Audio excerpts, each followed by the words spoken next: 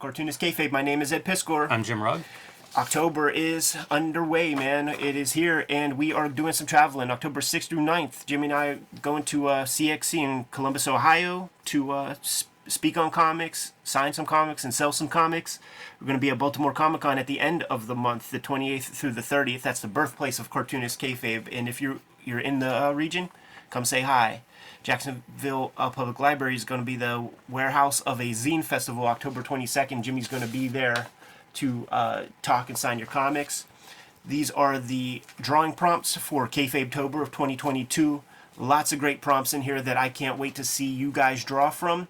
And on Instagram, make sure you hashtag us, Cartoonist Kayfabe, in your posts if you draw from this and you put it out there on social media.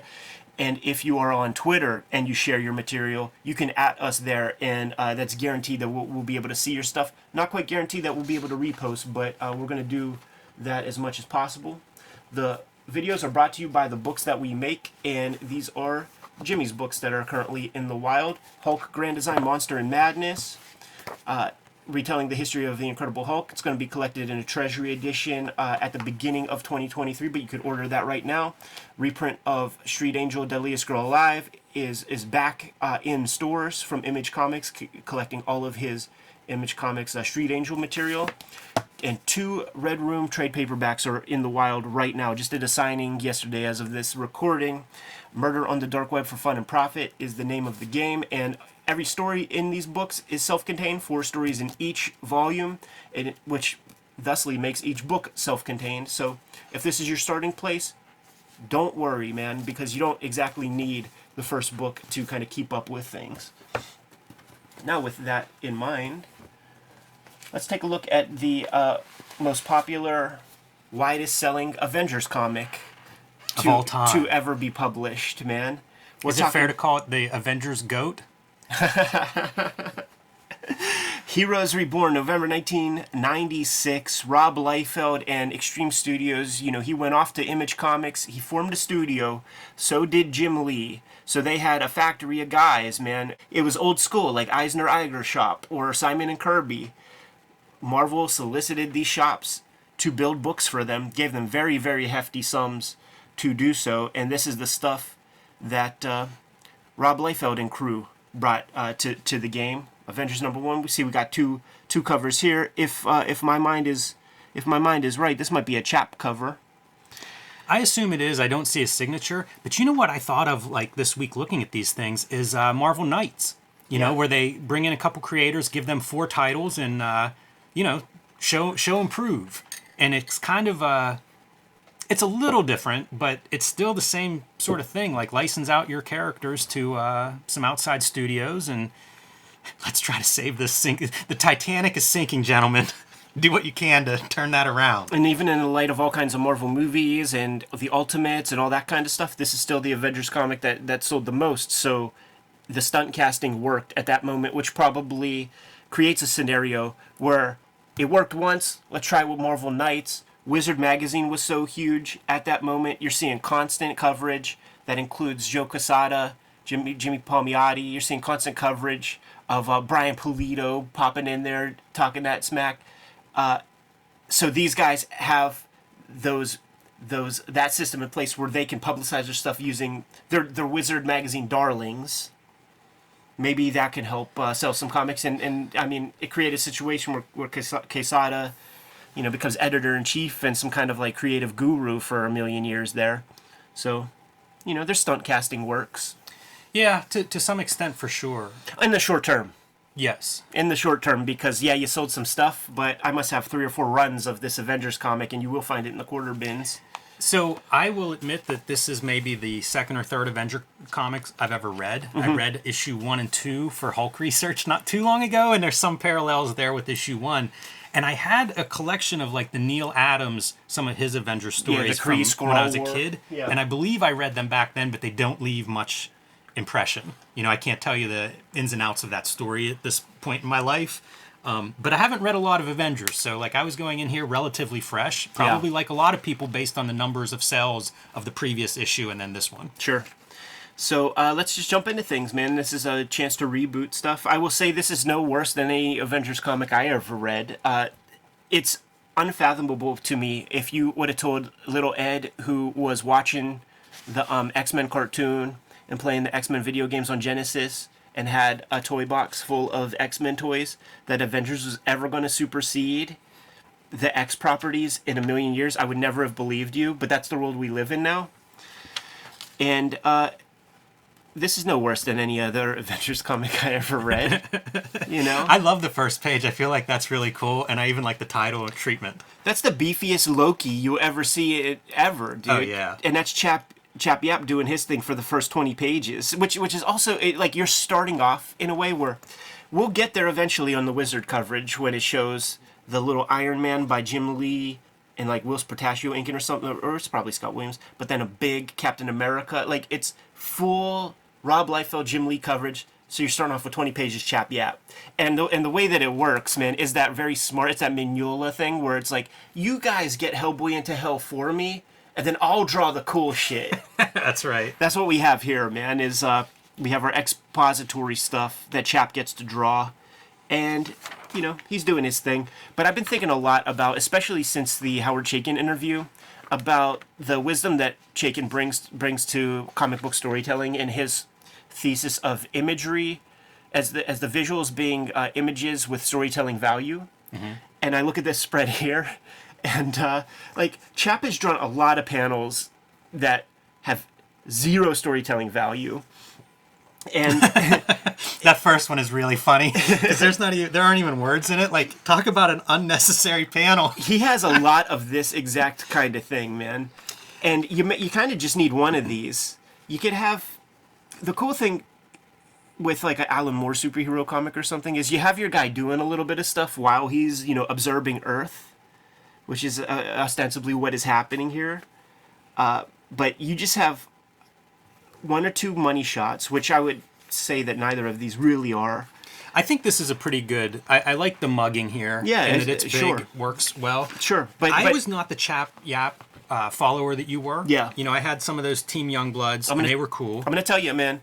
Like, it's Chap Yap, Norm Rapman inking, which is the high point, man. So this ain't the high point. Do you know, is War Child published after this? No, because that would have been the absolutely last piece of his that I remember, and it was like you could see his, like, he arrived and sort of like grew pretty fast. Yeah, my recollection of him, and some of this I think looks really good, and some of it looks rushed.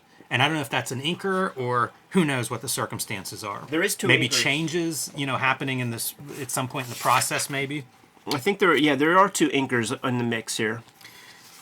Marlowe and John Sibbo. And both of these guys are like the lower rung extreme inkers to me, man. Like, of course, Danny Meeke, number one of that crew. And then when these guys started to come in, like, the finish was just not there. They just didn't have it. I also get really mad at the Loki dialect. Oh, dude, and impossible to read. There's a ton of it on this page for almost no reason. And that's Jim Valentino, who's writing that stuff. And it never was fun. The Stan Lee shit is not fun to read with all the hark and verilies and the thou and the minds and stuff like that.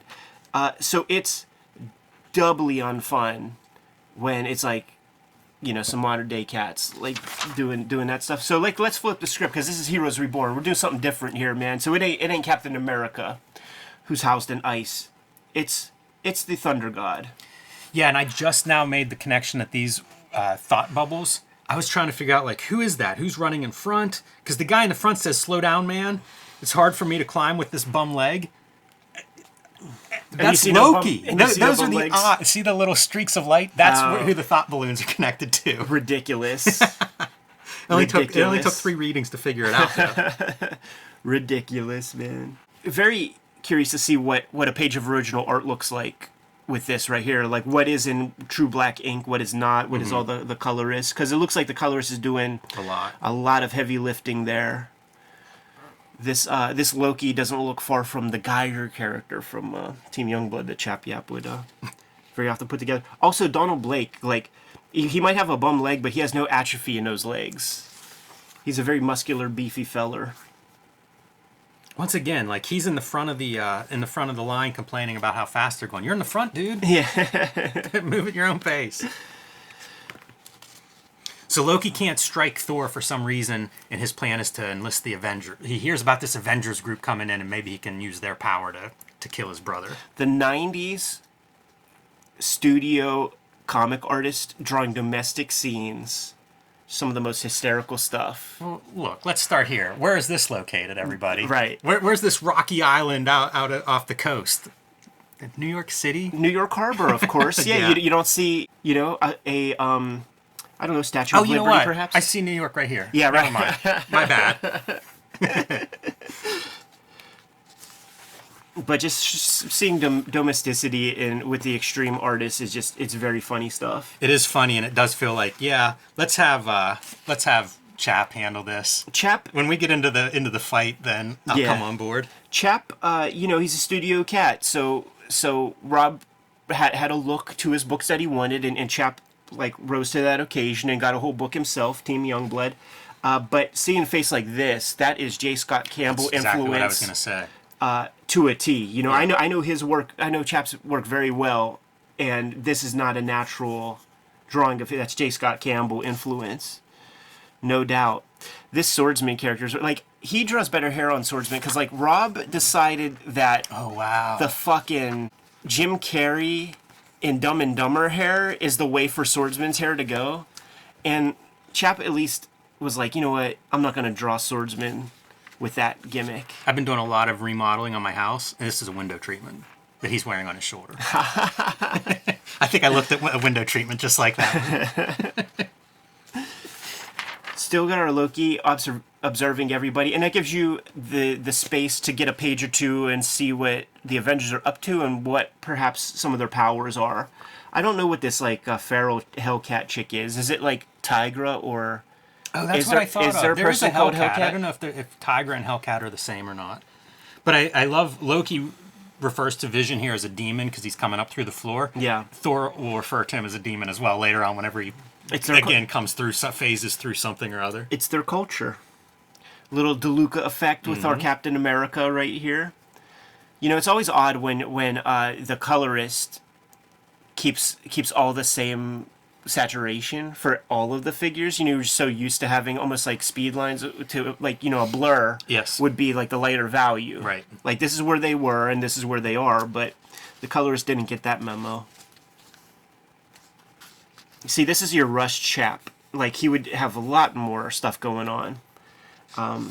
There's stuff there too, like when you see Cap's face, like some of these faces look like maybe somebody else has gone over them a bit. Sure. And now here's your big money spread.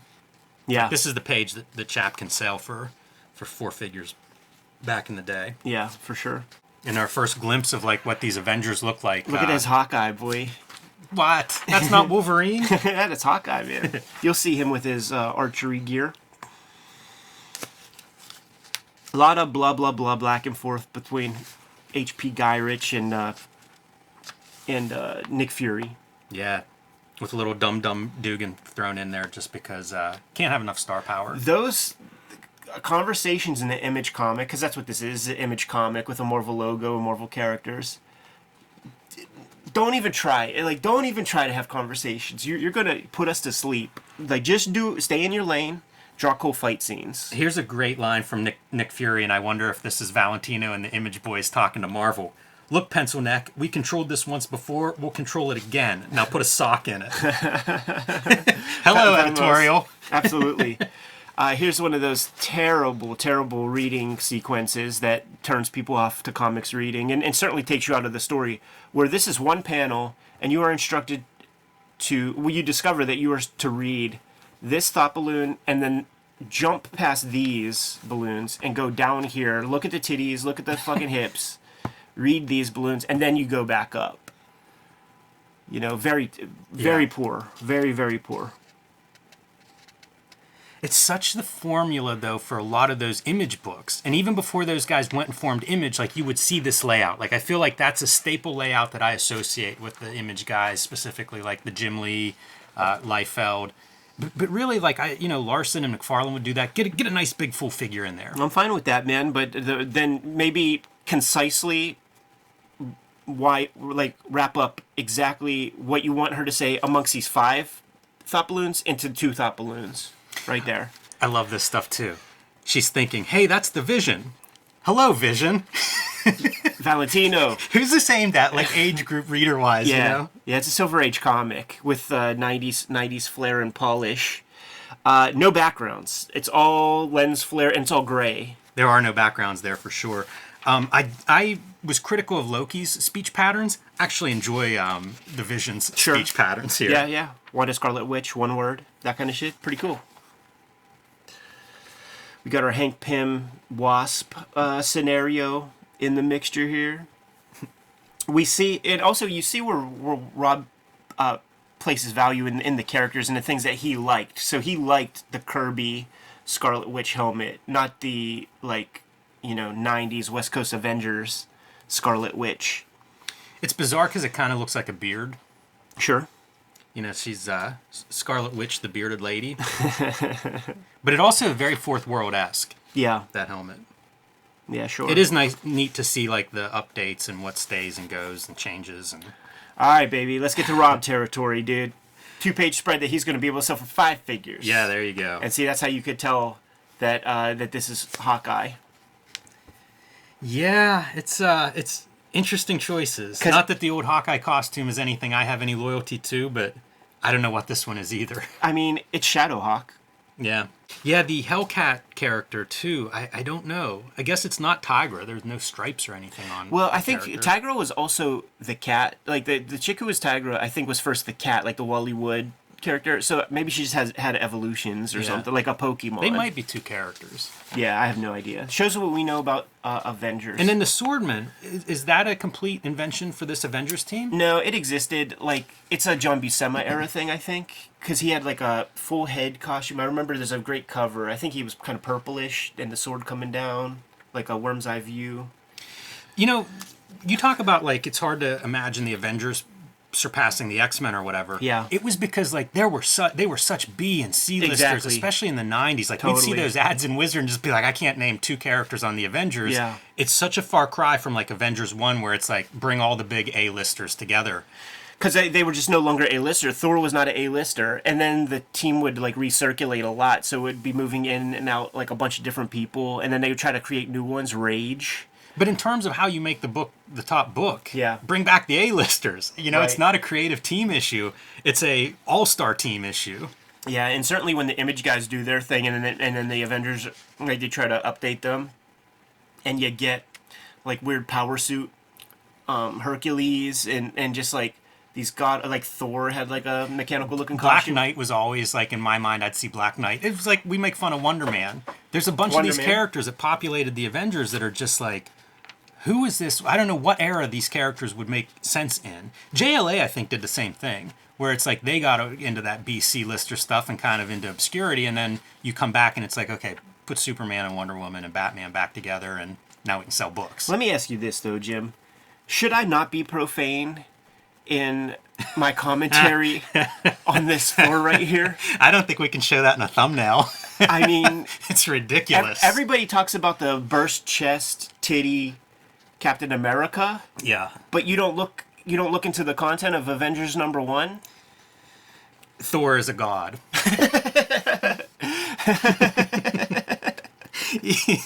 You even have the hammer as the setup. This could be a really good page turn. He wields 2 hammers. Indeed. They even say it's the biggest hammer I've ever seen. The largest one I've ever seen. And then you have your Thor reveal. I should man. say. Jesus. Yeah, it's a lot going on. All right, so let's have our schmoz now. We got a bust. There's no vibranium, whatever on Earth that was able to get this guy out of the glacier. So you got to call the Avengers to come in, which, it's ice is hard water. Last time I checked, shouldn't be that big a deal, but clearly it is. And it takes everybody's power to. It is fun to see this is a superhero team fight against the block of ice so far. Yes. That's really fun. Yes.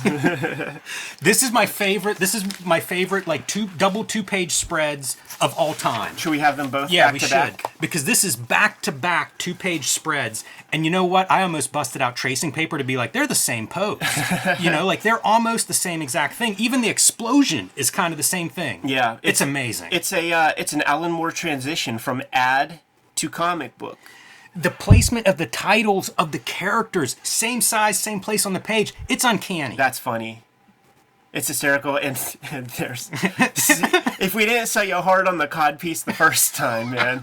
No pun intended. Let's have 2, and he's got, like, tights on. It's amazing.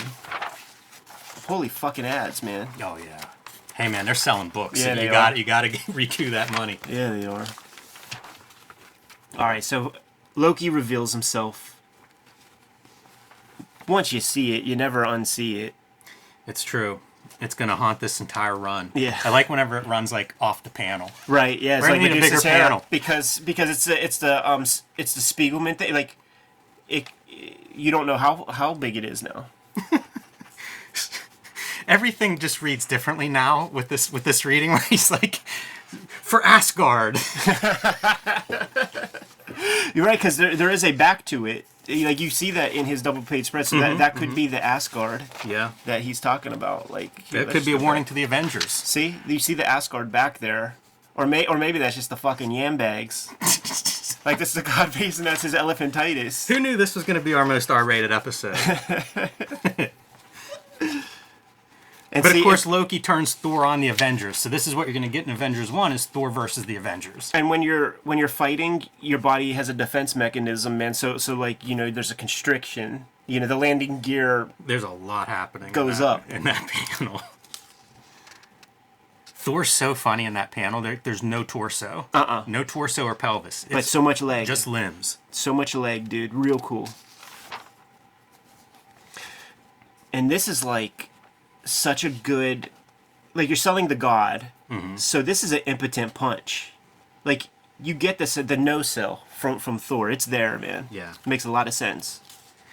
And the inkers have brought back some of that Liefeld. We used to see that like Yeah. in X-Force 1, maybe We even have. like Youngblood 1 when he was inking himself. You would see some of that kind of background inking, and That's now true. it's back. We've That's got true. a student of the game here. That's true.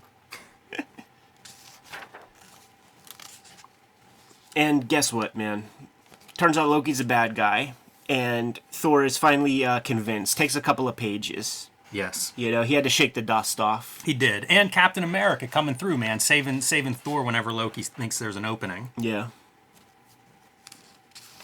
And sends him on his way. Yeah, Scarlet Witch reverses a spell and sends Loki off to Limbo.